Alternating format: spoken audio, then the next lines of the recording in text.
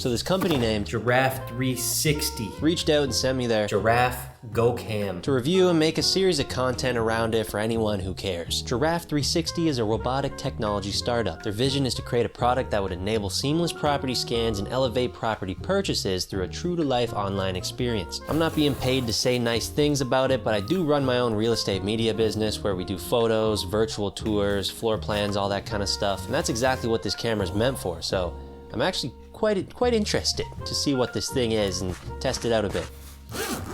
In the carrying bag, it's got the camera unit that fits in nicely, a little cutout area, a quick charge wall plug, an abundance of lens wipes, and a USB-C charging cable.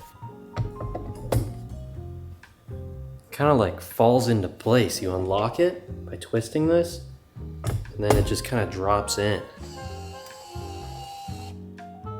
Holy moly. There's a little fan I'm seeing in there. There's pretty much no videos about it on YouTube except for their own stuff, so hopefully these upcoming videos will be of some help to those who stumbled upon this niche product, just wanted to learn a bit more or decide whether it can help improve your business.